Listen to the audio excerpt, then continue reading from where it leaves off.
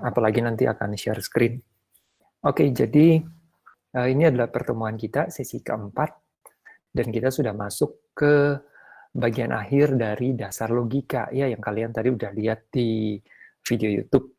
Nah, tentu nggak sampai rinci dalam, dan itu ada dua bagian, yaitu logika.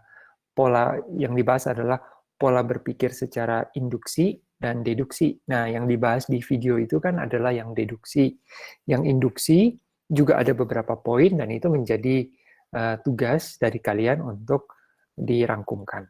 Saya pikir nggak sulit ya, karena topik bahasan dari mata kuliah ini saya yakin kalian semua sanggup untuk mengikuti. Yang penting kalian mau membaca, mau memerhatikan, saya pikir itu sangat cukup, ya, sudah sangat cukup untuk bisa melewati mata kuliah ini. Nah, sebelum kita masuk ke diskusi dan contoh-contoh, kita absen aja dulu ya. Saya tampilkan ininya, barcode, ya silakan. Bentar, saya disable dulu videonya saya. Oh, terus saya belum share screen.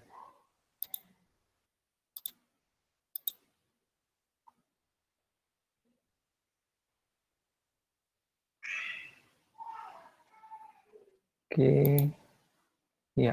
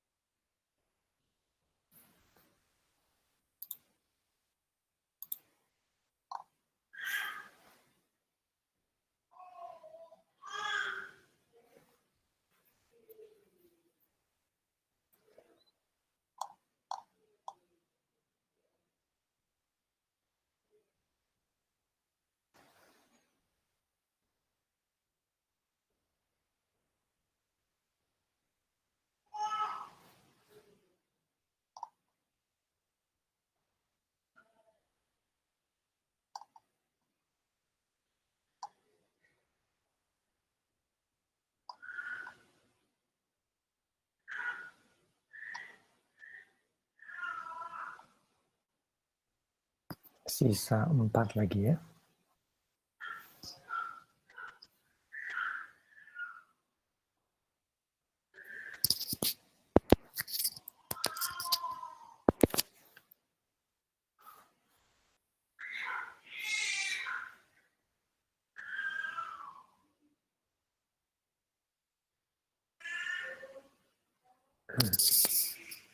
Ma, tutup pintu dulu.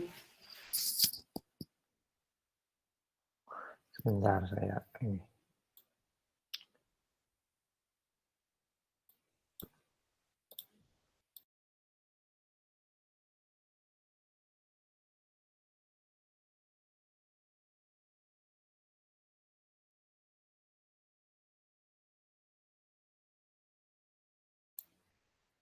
Oke, sepertinya sudah ya yang 35 ini. Tiganya ini barangkali ada kendala. Saya tidak bisa absen, Pak. Pak, saya izin manual, Pak. Iya. Oke. So, Dave sama siapa lagi tadi? Kevin. Kevin, Pak. Terima kasih, Pak. Joshua Kusmana. Terima kasih, Pak. Iya. HIJ Joshua Kusmana sih belum ya, belum ada. Oke, terima kasih kembali. Nah, sekarang kita langsung aja ya diskusi. Jadi ternyata kita sekarang belajar sampai dengan sejauh ini kita jadi tahu bahwa kalau kita bernalar, berpikir, atau kalau istilah bahasa Inggrisnya itu reasoning. Reasoning itu ada kata reason. Cocok nggak ya kalau kita terjemahkan sebagai beralasan? Beralasan barangkali di Indonesia itu kalau diterjemahkan ke Inggris bahkan barangkali kayak apa ya, make an excuse barangkali gitu ya, nyari alasan gitu. Tapi di sini, atau saya kurang tahu lah, mungkin secara tata bahasa itu benar atau enggak. Tetapi reasoning di sini maksudnya bagaimana kita bisa berpikir secara penalaran.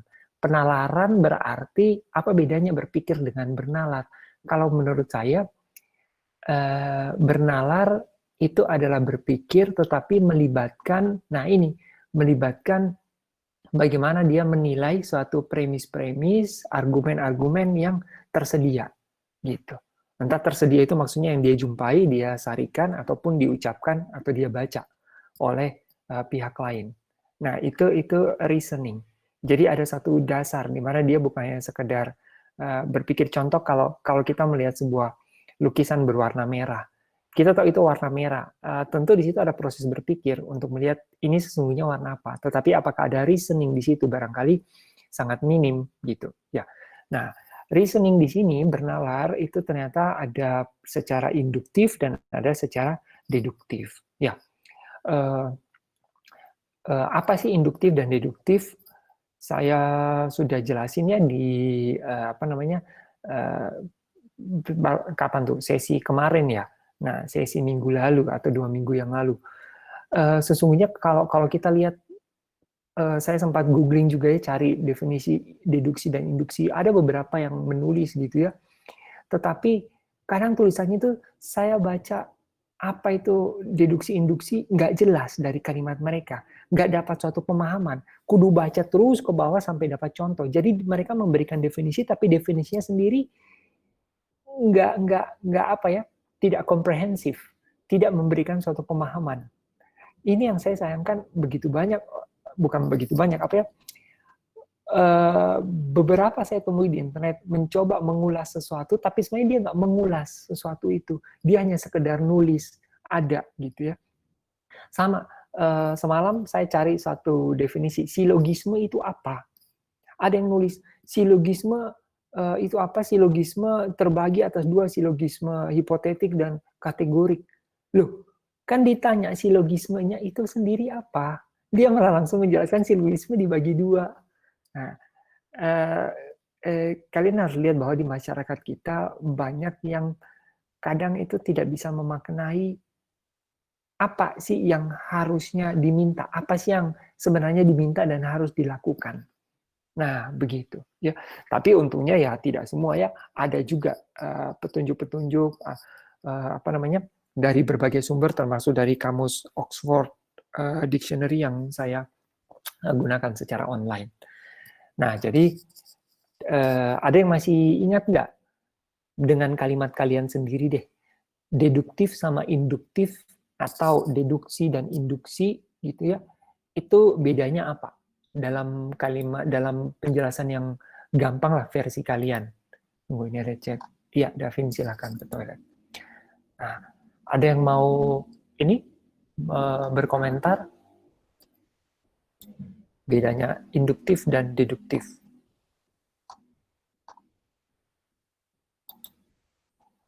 Belum ada? Oke. Jadi deduktif itu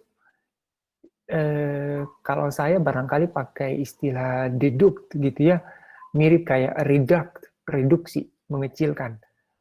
Jadi kita punya suatu premis yang barangkali berlaku umum, kemudian kita bawa ke kondisi yang partikular, yang spesifik yang kita temui.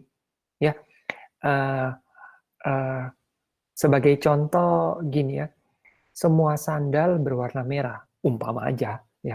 Semua sandal berwarna merah itu suatu premis secara umum. Kemudian saya punya sandal. Nah, saya punya sandal adalah kasus khusus yang saya soroti gitu. Maka kesimpulannya berarti sandal saya berwarna merah. Nah, itu deduktif. Dari yang umum dibawa ke yang spesifik. Kalau induktif, kebalikan. Dari suatu premis, dari suatu apa ya, pola apa yang kita amati di kita, itu kita coba menyimpulkan bahwa kalau gitu secara lebih luas yang berlaku semua di dunia itu seperti yang kita alami. Nah, padahal belum tentu juga. Ambil contoh yang istilahnya apa ya? Sepatu saya berwarna kuning. Selama ini saya dibelikan sepatu berwarna kuning. Saya nggak pernah jalan-jalan ke toko sepatu melihat ragam sepatu warna lain, nggak pernah lihat sepatu orang lain yang berwarna selain kuning misalnya. Nah, kemudian saya menarik suatu kesimpulan bahwa karena sepatu yang saya gunakan dari sejak katakanlah lahir sampai sekarang berwarna kuning, maka semua sepatu pastilah berwarna kuning, gitu.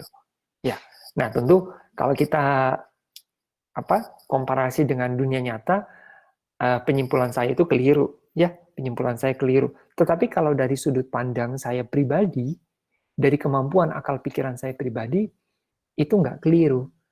Karena saya memang hanya melihat yang berwarna kuning. Gitu.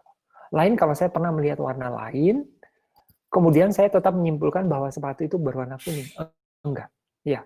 Karena saya hanya melihat ini warnanya kuning, dan saya tidak pernah melihat warna lain, maka saya menyimpulkan itu warna kuning. Ini berarti adalah suatu penarikan kesimpulan berdasarkan apa pengetahuan yang dimiliki saat ini. Gitu. Sama dengan virus corona juga gitu. Kesimpulan kita terhadap virus COVID-19 ini barangkali bisa berubah-ubah. Tapi kesimpulan yang kita miliki saat ini berdasarkan pada apa data yang kita miliki. Kenapa saya bukanya slide ini ya? Harusnya ini. Gitu. Ya. So itu secara mudahnya induktif dan deduktif. Lebih persisnya lagi, kalian bisa lihat kembali di referensi kita ya. Saya selalu mengacu ke referensi utama kita yang buku Basam ini ya, yang ini. Nah.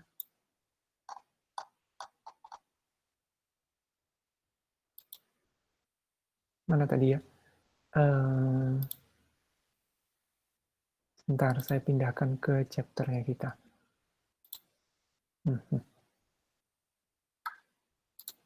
Oke. Nah, kemudian deduktif itu kita bisa merincikan lagi bahwa penalaran deduktif ini punya pola-pola loh, dan polanya itu ada 5. Nah, seperti yang kalian sudah lihat tadi gitu ya di video. Saya tentunya nggak usah ngulang. Dan ternyata melihat polanya itu nggak sulit kok. Nah, ini mirip kayak kita belajar algoritma ya. If A then B, therefore B. Sebenarnya bukan berarti mereka mengikuti algoritma, justru algoritma itu mengikuti pola-pola penalaran. Sesuatu yang exact, kemudian kita bisa instruksikan komputer, kita bisa rancang komputer untuk melakukan hal seperti itu. Gitu. Ya. Pemikiran deduktif dan induktif itu tiba-tiba saya kepikiran sesuatu ya. Ada suatu artikel ketika saya menyusun slide materi ini, tapi bukan yang untuk topik hari ini, kalau nggak salah untuk topik yang kemarin lagi, yaitu tentang pemikiran induktif dan deduktif sih ya. Salah satu artikel yang saya baca sebenarnya dia membahas cukup luas, tapi ada satu titik kemudian saya menganggap dia agak bias di dalam menjelaskan, yaitu ceritanya begini. Saya lupa ya. Jadi kurang lebih gini ya. Dia menceritakan bahwa pemikiran induktif dan deduktif ini itu pertama kali dituangkan di dalam buku oleh siapa gitu ya. Saya lupa tahun berapa gitu ya. Nah, kemudian pemikiran ini sebenarnya mengambil dari seorang ilmuwan Arab begitu. Nah, tapi ilmuwan Arab ini dia nggak bilang Arab, dia bilangnya Muslim, begitu ya. Mengambil dari seorang tokoh Muslim, gitu ya. Nah, dan sesungguhnya tokoh Muslim ini sebenarnya dulu ilmu ini sudah ada dari zaman Yunani kuno, filsafat kuno. Nah, dia mengambil. Nah, ada satu yang kurang tepat di situ. Kemudian kalimat-kalimat berikutnya sedikit menonjolkan peranan Muslim. Maaf, ini kita berbicara dalam konteks saya mau mencoba mengarahkan di mana suatu ketimpangan penjelasan ya, tidak bermaksud menyudutkan suatu agama tertentu, enggak. Saya sendiri juga beragama Islam ya. Nah, kalau si penulis itu menyatakan bahwa induktif dan deduktif ini pertama kali katakanlah dibuat oleh anggap saya pinjam nama misalnya oleh Pratama, dibuat oleh Pratama, dan Pratama sendiri sebenarnya mengambil ilmu dari seorang tokoh Muslim, Irvin gitu ya, dan Irvin sendiri mengambil dari filsafat Yunani. Jadi sebenarnya ini sudah lama gitu ya. Nah, kalau saya tiba-tiba menyebutkan tokoh Muslim Irvin, Muslim itu kan suatu kata ada kaitannya dengan religion. Kalau gitu kenapa nggak saya sebut Pratama juga agamanya? Buku ini ditulis pertama kali oleh seorang Kristiani, misalnya ya, maaf Pratama, saya nggak tahu agamamu apa, anggap aja. Kristiani Pratama gitu. Itu nyambung dengan kemudian saya, cuman lagi-lagi apa kaitannya membawa hal agama di dalam pemaparan suatu sejarah misalnya, apalagi substansinya nggak ada kaitan gitu ya. Nah itu yang kadang kita harus bisa lihat adanya suatu salah kaprah memasukkan suatu hal-hal yang tidak perlu ke dalam suatu premis, suatu argumen. Nah di sini tergantung dari kecerdasan si pembaca. Si pembaca bisa jadi tergiring ya terhadap suatu pemikiran yang seharusnya itu bukan ke situ arah yang kita ingin tuju. Arah yang kita mau tuju kan ke kemana pengertian asal muasal deduktif dan induktif itu. Bisa kalau dicampurkan dengan misalnya suatu unsur agama, misalnya ya, dia bisa mengatakan bahwa Pratama mengadopsi ini dari pemikiran-pemikiran oleh seorang tokoh Arab bernama Irvin. Di mana Irvin pada masa itu mereka berada di dalam masa kejayaan, di mana banyak pembelajaran-pembelajaran ilmiah yang dilakukan oleh masyarakat Islam pada masa itu. Kenapa? Karena pada masa itu misalnya ajaran-ajaran Islam banyak menganjurkan untuk membaca, menelaah ilmu. Itu contoh. Nah, itu bisa nyambung gitu. Ya, oke. Nah, jadi kita kadang dari berbagai sumber internet saya baca, ya untungnya kita kalau punya penalaran yang kuat, kita bisa kadang menyaring ya, ini perlu, ini nggak perlu, begitu. Oke, jadi pemikiran secara filsafat ini itu sudah ada dari sejak Yunani kuno. Ya, bahkan kalau kita lihat hukum alam, alam semesta ini juga sebenarnya bekerja dengan suatu kaidah-kaidah ilmiah gitu. Ya, meteor sedang melaju dari satu titik A ke titik B, ya pastilah selama tidak ada hambatan, meteor itu akan nyampai pada titik B gitu ya. Diberitakan ada sebuah meteor besar akan melintas bumi dan berpotensi menabrak bumi gitu ya. Wah oke, inilah kiamat apa dan lain sebagainya.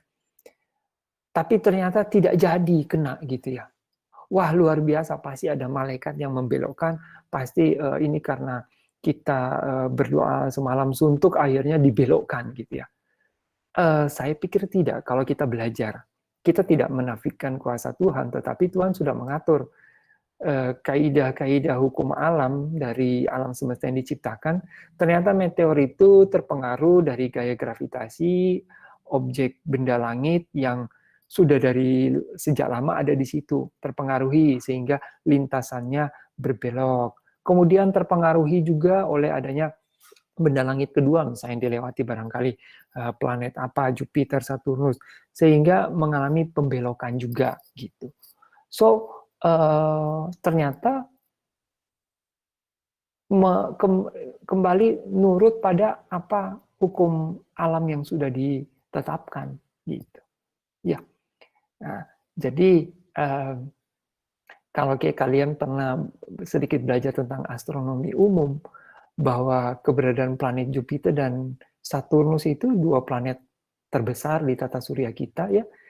Planet, ya, kalau matahari ya memang lebih gede, tapi kan matahari tergolong bintang gitu, ya. Nah, kedua planet terbesar itu sangat berkontribusi di dalam menyaring objek-objek besar yang masuk ke dalam uh, apa yang berpotensi menyebabkan bencana di planet bumi, menubruk bumi gitu. Karena kebanyakan objek-objek besar itu bisa terpengaruhi atau bahkan tertarik oleh gaya gravitasi si planet Jupiter dan Saturnus itu. Yang menjadi satu keajaiban kita mengakui kebesaran Tuhan adalah adanya Jupiter dan Saturnus ditempatkan di situ gitu, ya. Nah, kira-kira begitu. So, pola yang kita dapat dengan modus ponen yaitu if A then B dan A kondisinya benar terjadi, oleh karena itu B pastinya tersimpulkan, itu sesuatu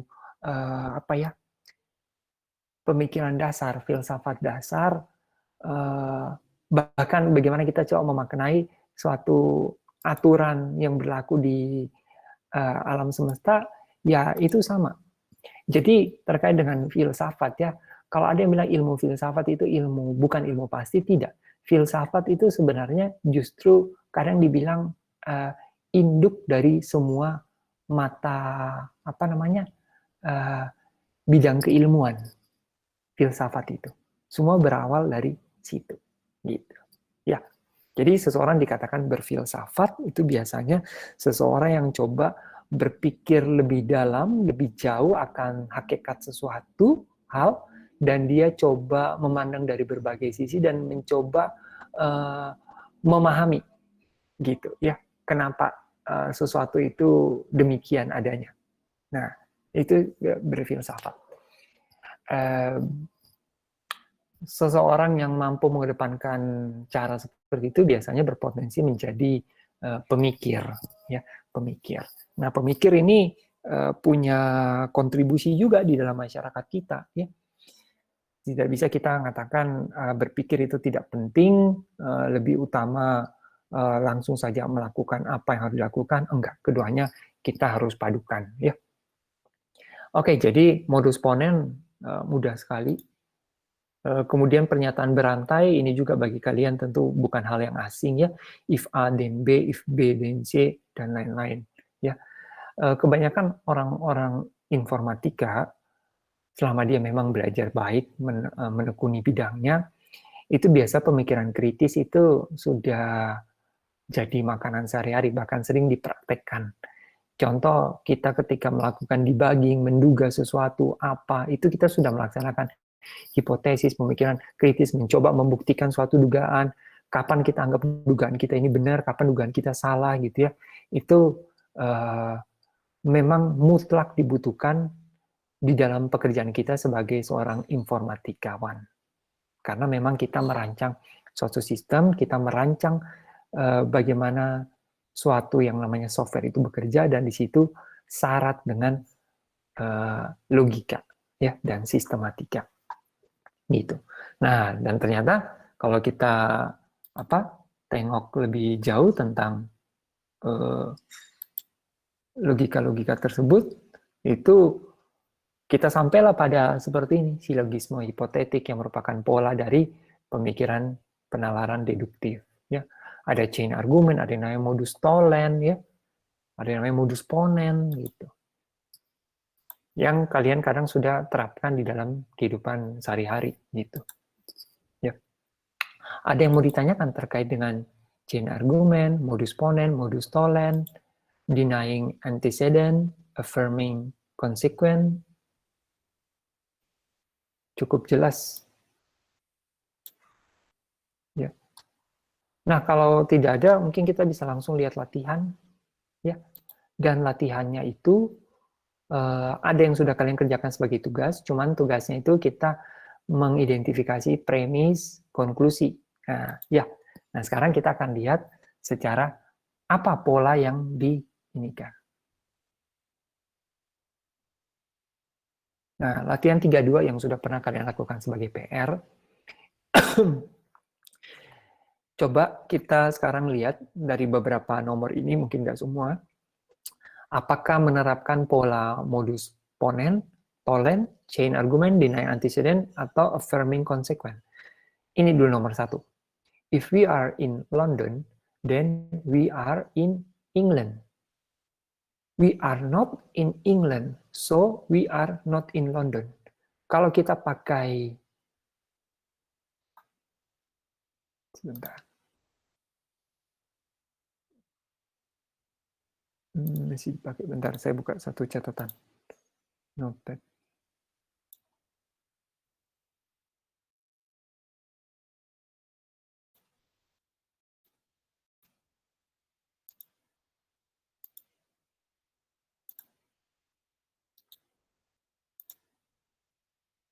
Oke.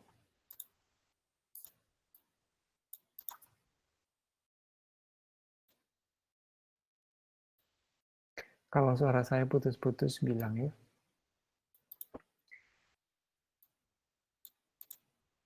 Nomor 1 dulu ya. If we are in London, misalkan London A, berarti kan if A ini adalah we are in London. Then we are in England. Ya, ini berarti if A-nya we are in London, then B-nya adalah we are in England. Sekarang kita baca kalimat berikutnya, we are not in England. England ini apa? B ya. Berarti yang terjadi adalah not B. Sehingga menyimpulkan, therefore, oleh karena itu, we are not in London, not A. Nah, ini mengikuti pola apa? Modus ponen, tolen, atau apa? Istilah-istilahnya itu. Modus ponen itu kayaknya dari bahasa Latin. Nah, if A dan B bukan, ya. Jadi nanti kalau kuis atau ujian ada keluar kayak gini, pahami ya, ini modus apa gitu. Jangan cuman sedikit ini aja 5, kudu pakai cheat sheet ya, hafal aja. Modus ponen itu apa, chain argument apa, tolen apa, denying antecedent, affirming consequence itu apa. So, ini mengikuti yang ini ya, denying the antecedent. If A dan B not, sorry, modus tolen, Pak. thank you, makasih, keliru saya. Modus tolen, ya, not B, therefore not A. Terima kasih. Ya.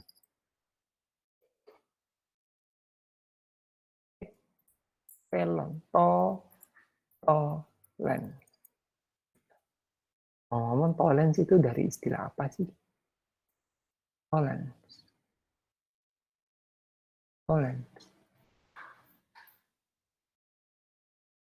Modus tolen.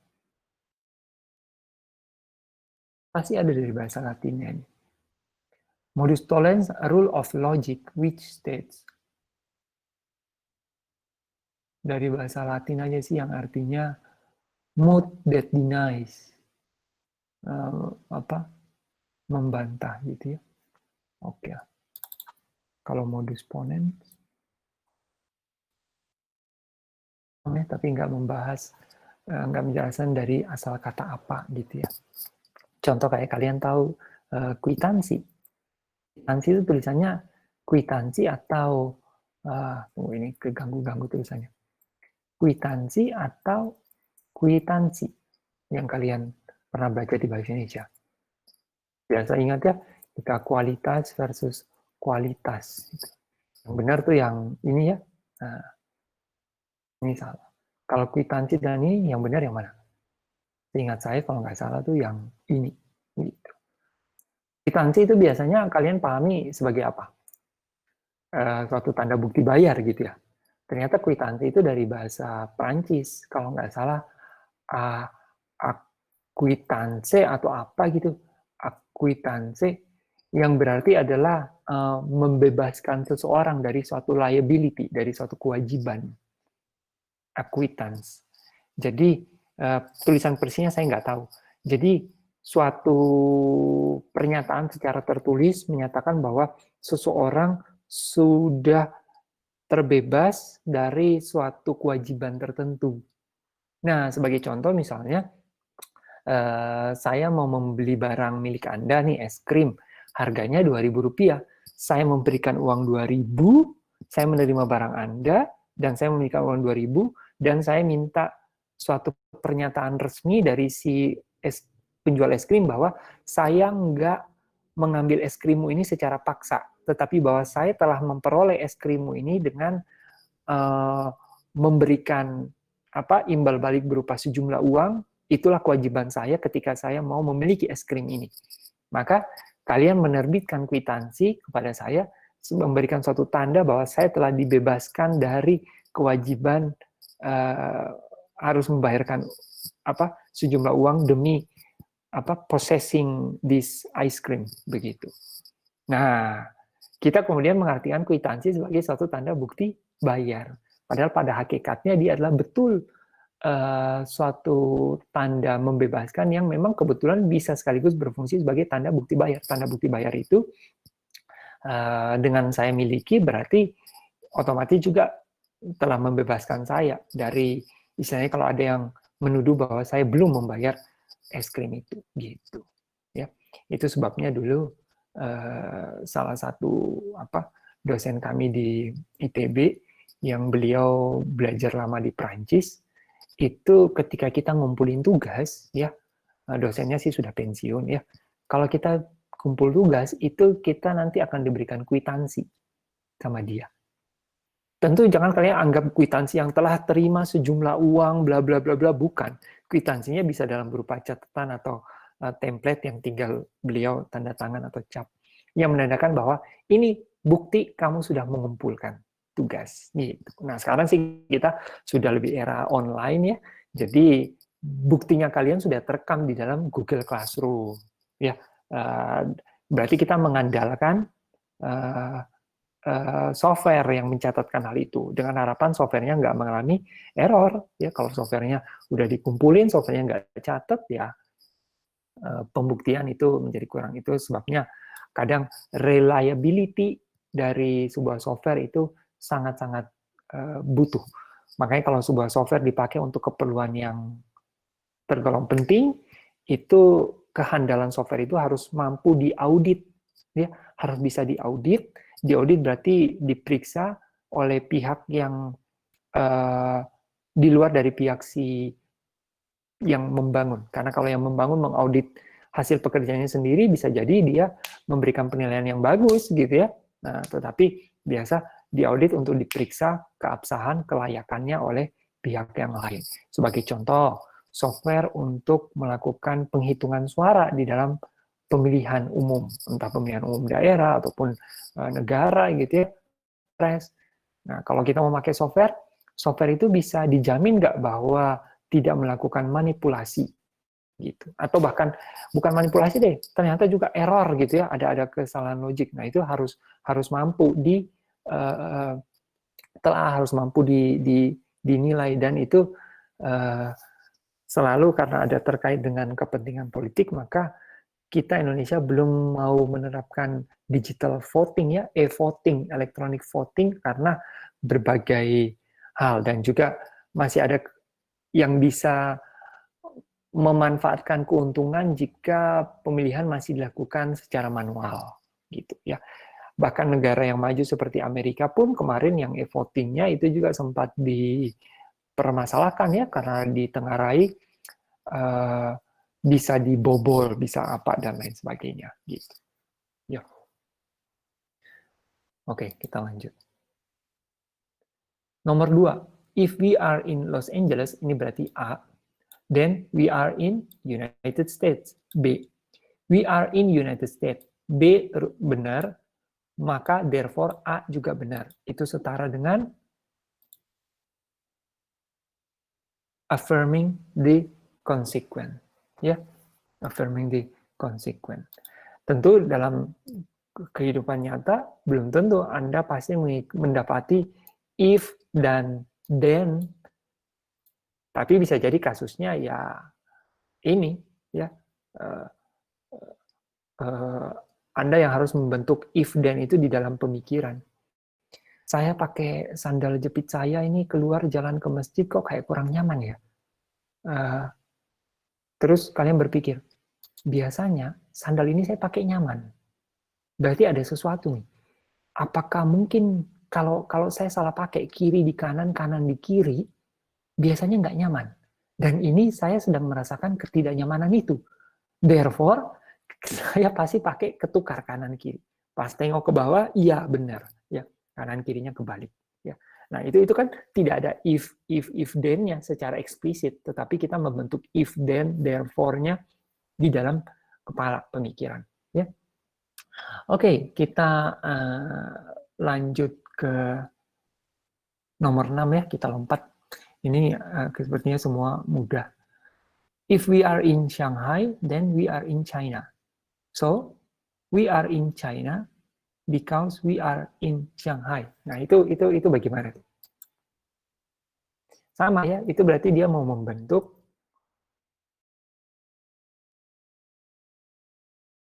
if we are in Shanghai, if Shanghai S ya, then we are in China. Oke. So, we are in China. Sekarang kita in China because we are in Shanghai. Kayaknya enggak. Dia bilang, we in Shanghai as, therefore,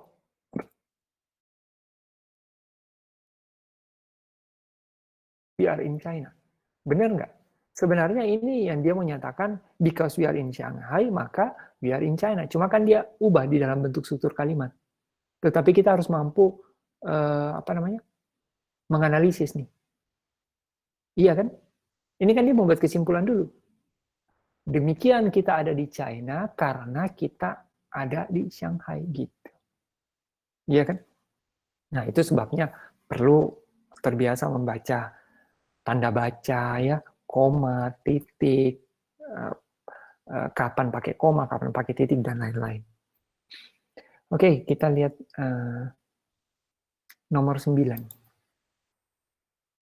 If we are in Toronto, then we are in Canada. If kita ada di Toronto, then kita ada di Kanada. Oke, C-nya di sini Kanada ya, bukan China. Ini nomor 9. So, because we are in Canada, sekarang kita ada di Canada, we are in North America. Nah, ini kayaknya chaining nih. Karena muncul pernyataan lain North America. So, because if we are in Canada, we are in North America, berarti if kita ada in Canada, then we are in North America. Maka, if we are in Toronto, then we are in North America. Benar ya? C, maka C. Kalau C, maka North America. Maka kita temukan langsung pet-nya, berarti T, North America. Gitu. Pak, saya ada pertanyaan. Boleh. Kalau misalkan yang denying the antecedent itu nggak selalu pasti kan, Pak? Soalnya Betul. kalau misalnya yang nomor 7 itu kayaknya ada yang salah, Pak. We are not in Mexico. Because if we are in, sekalian saya kerjakan deh. We are not in Mexico because if we are in Mexico, bagaimana? We are not in Mexico because if we are in Mexico City, we are in Mexico and we are not in Mexico City. I see. Yeah. We are not in Mexico because if we are in Mexico City, then we are in Mexico. So, if kita ada di Mexico City, NC, then we are in Mexico. If we are in Mexico City, we are in Mexico. Sekarang dia bilang, we are not in Mexico City, not in the- therefore not Mexico. Benar kan? Tidak, maksud saya benarnya ini maksudnya benar kan saya menuliskan aturan deduktif seperti ini dari kalimatnya ini. Jadi kalimatnya nggak harus sudah gampang ikuti alur deduktifnya kita ya. Dia kan bolak-balik nih. Kita tidak di Meksiko oleh karena kita tidak di Meksiko karena jika kita ada di Mexico City itu berarti kita ada di Meksiko dan sekarang kita nggak di Mexico City ya kalimatnya diputar-putar. Nah, tetapi berarti kan kita bisa ambil premisnya adalah jika kita ada di Mexico City pastilah kita di Meksiko karena kita nggak di Mexico City maka berarti kita tidak di Meksiko. Nah, secara aturan sederhana apa namanya denying di antecedent ini ya denying antecedent ini sudah benar. Tetapi apakah secara pengetahuan ini hasilnya benar akurat? Tidak kan? Kalau kita tidak di Mexico City, kita bisa saja ada di kota lain, tetapi masih di dalam negara Meksiko. Nah, itu yang Adit nyatakan. Nah, betul itulah kenapa sebabnya tadi dikatakan tidak secara logical reliable jika kita mendapati suatu bentuk pola denying the antecedent ataupun affirming the consequent. Ini nggak selalu reliable bahwa berarti benar demikian kenyataannya gitu. Tetapi kalau modus ponens, chain argument dan modus tollens logically reliable. Bisa kita andalkan penarikan kesimpulannya secara logis. Tetapi kalau dua ini denying itu nggak selalu reliable. Contohnya ya ini tadi. Karena kita mengetahui ada kota lain selain Mexico City di Meksiko. Tetapi andai kata memang nggak ada kota selain Mexico City, katakanlah negara Meksiko itu hanya punya satu kota, Mexico City, bahkan tidak ada desa, tidak ada kabupaten, hanya ada satu aja Mexico City. Kalau tidak ada di Mexico City ya berarti bukan di Meksiko gitu. Nah itu bisa aja, tetapi tidak selalu demikian. Makanya dibilang are not logically reliable. Nah ini ya yang saya tuh dari eksplorasi yang saya lakukan secara terbatas, bukan juga saya eksplorasi berminggu-minggu, nggak hanya semalam 2 malam. Itu buku Basham adalah salah satu yang memberikan penyimpulan seperti ini. Gitu. Kalau dari situs-situs googling sih mereka nggak sampai pada kesimpulan ini dari hasil penelusuran saya ya. Gitu. Saya nggak tahu kalau buku yang lain termasuk mungkin buku Indonesia mungkin aja mereka sampai pada kesimpulan ini. Gitu. Ya. So apakah Adit ini cukup menjelaskan? Cukup, Pak. Oke. Jadi saya harap semua paham ya. Pola silogisme hipotetik ini ada yang reliable dan ada yang nggak reliable. Kalau kita dalam kasus dunia nyata, kita terpaksa melakukan deduktif secara pendekatan yang nggak reliable, ya udah itu adalah suatu hal yang terpaksa sekarang kita dapatkan. Apa namanya? Tetapi kita harus selalu open minded karena itu salah satu ciri dari pemikir kritis ya, critical thinker. Kalau ternyata kita memperoleh suatu data atau fakta yang lain, maka kita ini harus apa istilahnya merevisi kesimpulan kita. Mungkin kita akhirnya mendapatkan suatu pola yang lebih reliable secara logis gitu. Ya.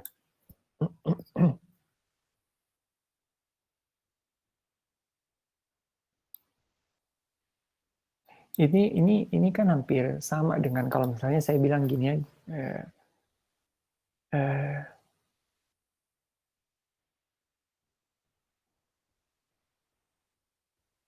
toh enggak, saya tadi mau bikin contoh misalnya gini, si A dan si B si A ini mengidap COVID, si B tidak.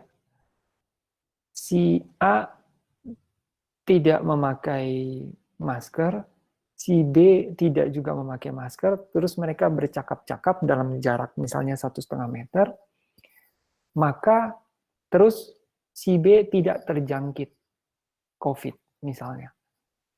Therefore, kita katakan bahwa COVID tidak menular melalui percakapan dengan jarak 1,5 meter.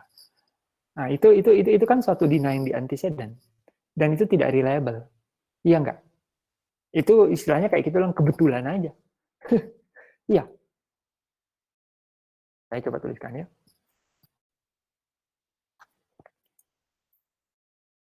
Si A, kita bilang saja terjangkit gitu, COVID. Si B tidak terjangkit COVID-19. Itu dua-duanya nggak pakai masker. Ya.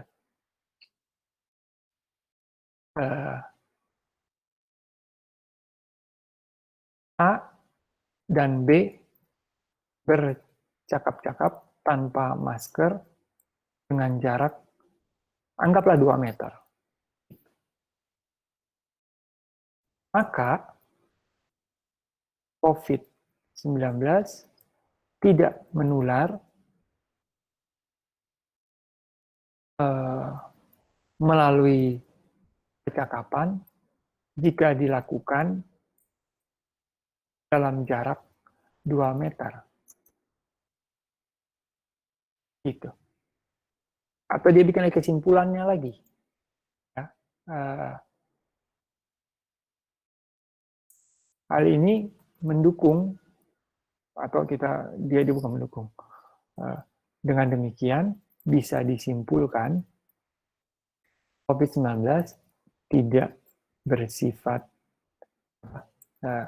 penyebarannya tidak melalui airborne.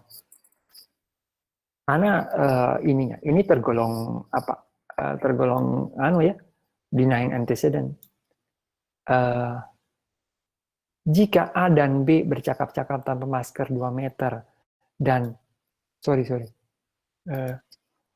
A bercakap tanpa masker dengan jarak 2 meter. Setelah percakapan tersebut, B tidak terjangkit atau tidak terkena COVID-19. Ada pernyataan saya yang kurang. Berarti ini kan suatu kondisi ya. Nah, terus A dan B bercakap-cakap dengan masker dengan jarak 2 meter. Setelah percakapan tersebut, B tidak terjangkit COVID-19. Ya. Therefore, kita simpulkan bahwa tidak menular melalui ini. Ada suatu yang bisa kita tarik nggak? Meskipun kalimatnya gini, tapi kalian membentuk kayak tadi, if A, then B, not apa gitu. Nah, kalau menurut saya gini, sekarang kita ganti dengan yang gini ya. Ini saya pakai A, B, maka saya simbolkan kondisinya itu pakai XY aja ya. Kita mencurigai, berarti kalau kita balik ini kan, COVID-19 penyebarannya ya bisa melalui airborne, apalagi jika tidak mengenakan masker. Berarti premis mayor, premis minornya itu gimana? Misalnya X adalah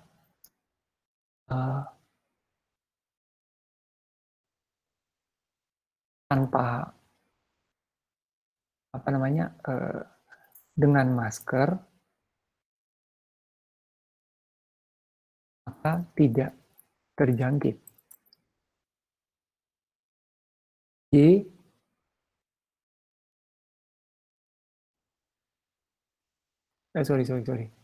X adalah dengan masker, Y itu tidak terjangkit. If X, then Y. Jika pakai masker, maka tidak akan terjangkit. terus kita bilang mereka ini tanpa masker, kan berarti dia not X.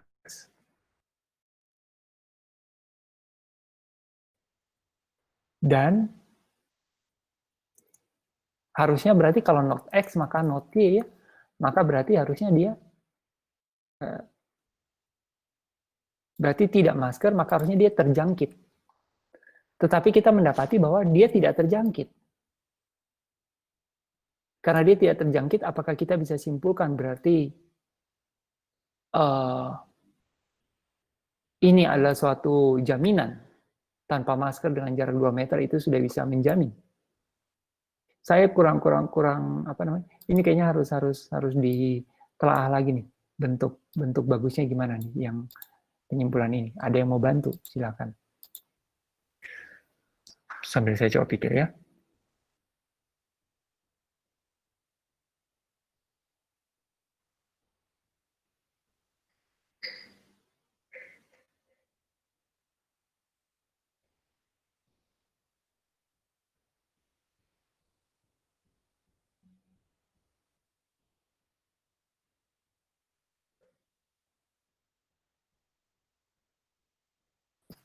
Mungkin kita harus saya bikin versi yang lainnya ya. X adalah kondisi bercakap-cakap tanpa masker. Jarak 2 meter. Y adalah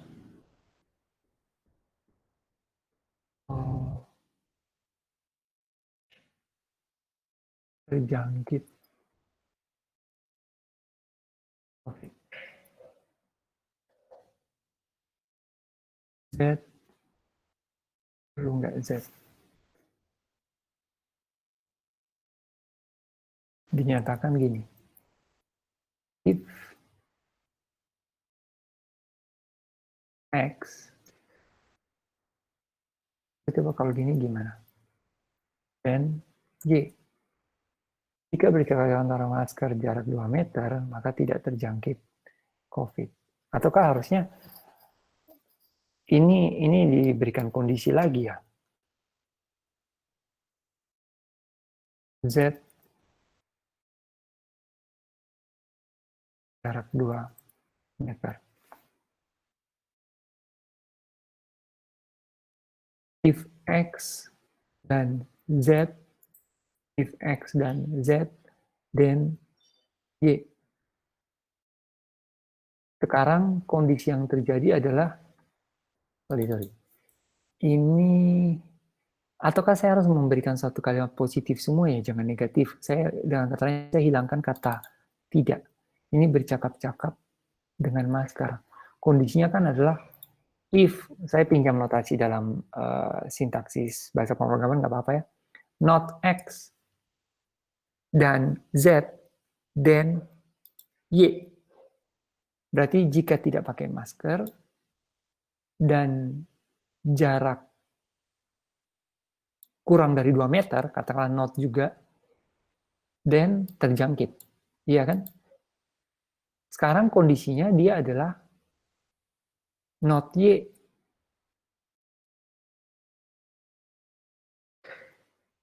Saya ganti ini dengan tanda not aja mungkin lebih jelas.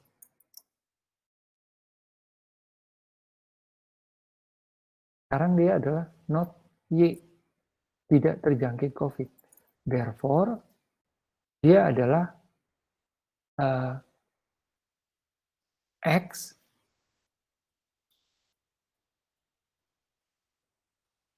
and Y.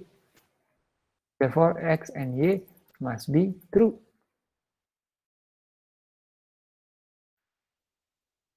Atau salah satunya ada yang true.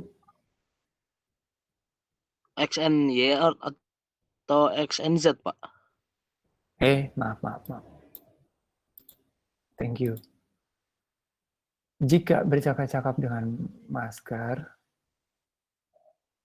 not X berarti tanpa masker, dan kurang dari 2 meter, anggaplah not Z itu berarti kurang dari 2 meter ya, meskipun bisa jadi lebih dari 2 meter ya, anggaplah kurang dari 2 meter, dan terjangkit COVID. Sekarang dia tidak terjangkit COVID, maka berarti dia not X, berarti bercakap-cakap, pakai masker, X-nya itu bercakap-cakap dengan masker, dan jarak 2 meter justru kena. Berarti ini kan memberikan kesimpulan bahwa berarti benar ya, kalau pakai masker dan jarak 2 meter tidak terjangkit COVID. Betul nggak? Logically reliable nggak? Betul, Pak. X dan Z ya. Bercakap dengan masker dan ini must be true.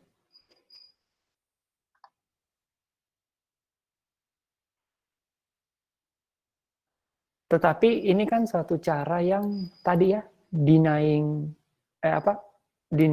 antecedent. Oke? Ataupun affirming the consequent, ini cara yang tidak reliable. Sebagai contoh penyimpulan yang dalam kalimat ini, maaf, bentuk persisnya mungkin nanti ini bisa jadi kita bisa tinjau lebih lanjut lah. Nah, hati-hati dengan model silogisme hipotetik yang tadi, yang tidak reliable secara logik. Itu ibaratnya boleh kita bilang, andai kata kita harus melakukan hal tersebut, kita ambil sebagai suatu kesimpulan sementara, gitu. Ya. Bisa jadi dia tidak terjangkit karena nganunya sangat kuat, pertahanan tubuhnya, atau dia beruntung arah angin saat itu tidak menyebabkan, atau bisa jadi dia si A berbicara tidak terlampau kencang sehingga droplet itu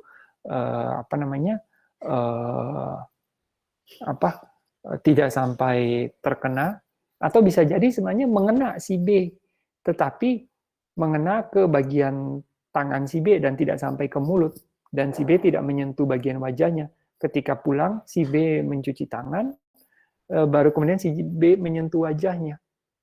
So, itu adalah kebetulan ada satu precaution lebih yang dilakukan oleh si B, sehingga tidak sampai menyebabkan ini terjadi. Tetapi itu tidak bisa kita simpulkan bahwa berarti COVID-19-nya tidak melalui airborne. Sebenarnya sudah melalui airborne. Tetapi kebetulan saja beruntung tidak sampai dropletnya itu lompat masuk ke pernapasannya si B atau mulutnya si B, atau bahkan kadang juga mata katanya ya, begitu. Ya. Jadi jangan mengandalkan pada keberuntungan gitu, tapi pada usaha. Oke. Yang lain ini saya pikir sama, kita dapat chaining tadi ya. Kemudian silogisme kategorik juga sudah, mari kita lihat contoh latihannya. Oh, ini sudah induksi ya, induksi. Nah, ini yang nanti menjadi tugas untuk kalian ya. Induktif pattern itu apa saja? Ada ini ya, generalization, predictive argument, argument from authority, casual, statistical, dan dari analogi. Nah, ini kalian coba simpulkan, tetapi sesuai petunjuk di classroom, itu dilakukan, kalian kumpulin, kalian publish di suatu, blog, entah blog apa yang sekarang populer. Entah kalian punya situs di akun di Medium kah, atau mungkin di Facebook post, ataupun di Nganu.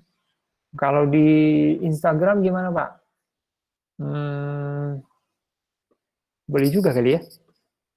Yang jelas, jangan yang sifatnya temporer, kayak Insta Story gitu, jangan. Line News Feed gitu, Line Post, jangan. Ya, lebih aman yang mudah diakses kapan saja, bahkan muncul dalam satu search engine, yaitu biasanya di situs blog. Ya, gitu. Oke, silakan ada pertanyaan lain.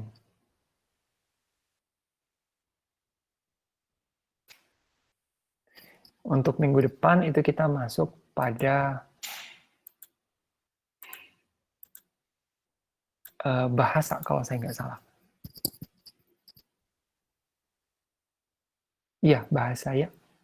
Mampu membuat definisi dan menggunakan bahasa yang presisi. Ini topik-topik ini kadang tuh mudah, tetapi belum tentu kita sanggup praktekkan ya dalam kehidupan sehari-hari. Nah, apalagi kalian nanti sudah menjelang lulus, kemampuan membuat definisi bahasa yang presisi itu perlu dilatih dan nggak langsung jadi benar, jadi mahir ya, tetapi memang butuh latihan. Gitu. Saya saja menjadi lebih bisa dari yang sebelumnya ya, apalagi kalian harusnya dapat lebih bisa lagi. Gitu. Oke, dari saya itu ada yang mau ditanyakan. Tugas ingat ada 2 ya. Masih ada waktu juga bagi kalian yang belum mengisi workbook ya. Tugasnya saya tekankan lagi, ada yang jatuh temponya ini apa maksimalnya minggu depan, terus satunya lagi hari Minggu. Oke? Membedakan argumen deduktif dan induktif ya. Kemudian yang pola penalaran induksi ya. Sudah ada yang kumpulin ya. Oke. Very good. Baik, dari saya itu silakan ada yang mau ditanyakan barangkali. Ada chat, saya baca dulu. Oke.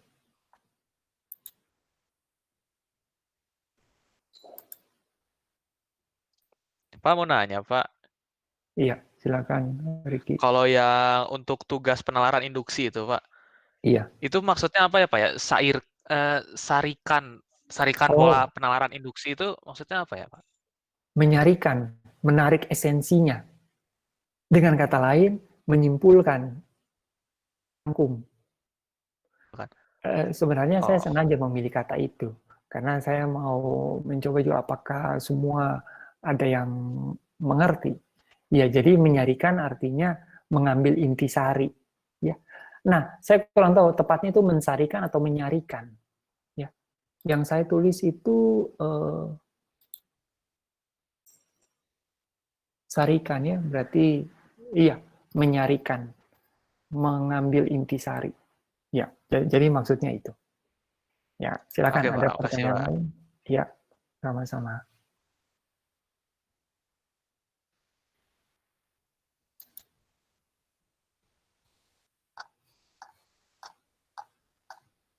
Hadir semua ya.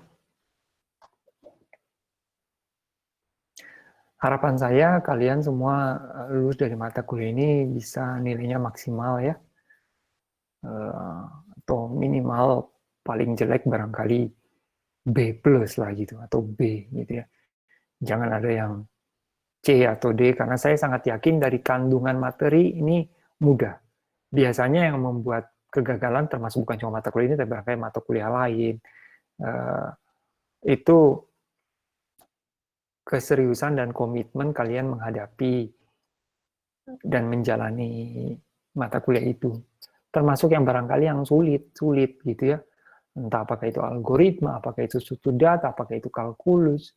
Memang betul tidak selalu kita belajar itu semudah kita belajar langsung kita dapat pemahaman. Wah, semuanya gitu ya.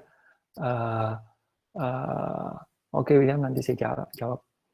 Sehingga tantangan kita adalah kita sebagai mahasiswa mampu secara mandiri menggali apa yang kita belum paham dari si penyampai. Dalam hal ini misalnya dosen itu. Ya, kalian harus mampu menggali. Ketika kalian gali dan ada suatu keraguan atau apa, ya kalian boleh konfirmasikan itu ke si dosen yang bersangkutan. Dosen itu pasti juga akan berupaya memberikan ini pandangannya dari sisi dia gitu. Ya. Pertanyaannya William Johan, kalau posting di Medium bentuknya post publication atau story? Saya kurang tahu juga bedanya apa ya. Kayaknya yang publication aja William. Pilihnya yang publication. Medium sekarang tuh lagi salah satu media menulis yang lagi naik daun ya. Tapi saya nggak gitu mengikuti kenapa Medium itu kenapa bukan WordPress. Saya lupa apa ininya gitu. Ya. Dulu mungkin pernah saya cari tahu, cuman saya udah lupa. Baik, dari saya sih apa yang mau disampaikan itu ya. Kita sejauh ini masih sejalan dengan course plan dengan bobot 2 SKS.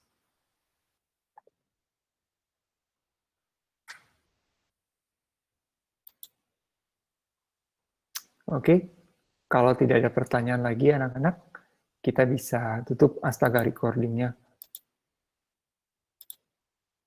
Recording-nya lupa saya stop. Pernah juga ya, saya tuh recording cuma 5 atau 10 menit, tetapi begitu masuk ke Google Drive saya, itu recording-nya durasinya 2 jam loh. Di mata kuliah lain, padahal saya ingat betul sudah stop. Ini berarti recording-nya si Google Meet ini nggak terlalu reliable juga. Ya. Oke, kalau tidak ada pertanyaan lagi, atau tidak ada apa yang mau disampaikan, kita bisa akhiri. Ya. Kalian bisa lanjut ke aktivitas berikutnya. Bagi yang belum mengisi workbook, masih ada waktu, saya berikan sampai jam 2 kalau nggak salah. Oh, 1:30, ya. Nah. Baik, kalau begitu kita tutup. Sampai ketemu minggu depan lagi. Terima kasih atas perhatiannya semua. Terima Terima kasih, Pak. Terima kasih, Pak. Terima kasih, Pak. Yuk, saya live. Makasih, Pak. Sama-sama.